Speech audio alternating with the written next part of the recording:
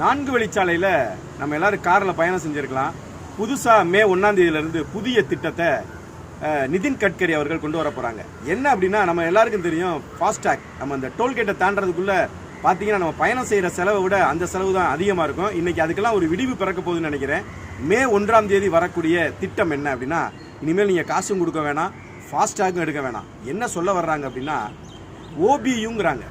அதாவது onboard unit அப்படிங்கிறாங்க. நம்ம ஒவ்வொருடைய கார்லையும் அந்த ஆன்போர்டு யூனிட் இருக்கும், ஓபியு இருக்கும்.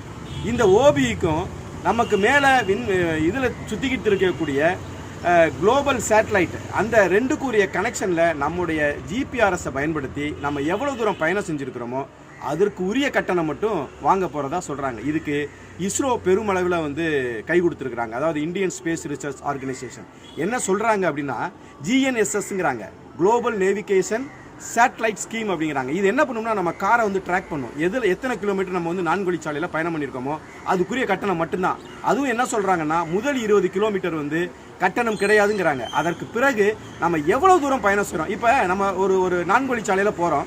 ஆனால் நம்ம குறிப்பிட்ட தூரம் போனதுக்கப்புறம் நம்ம அந்த டோல்கேட்டை தாண்டினோனையுமே நம்ம உள்ளுக்குள்ளே வேறு ரோட்டுக்கு போயிடுவோம். 4 வழிச்சாலையை தாண்டிட்டு அதை விட்டுட்டு வேறு ரோட்டுக்கு போவோம். ஆனால் முழுமையாக நம்ம அந்த கட்டணம் செலுத்த வேண்டியது இருக்கும். இனிமேல் அந்த கட்டணம் செலுத்த வேண்டியது இருக்காது அப்படின்னு சொல்கிறாங்க. ஆனால் உடனடியாக இது அமல்படுத்துறதுக்கு வராது.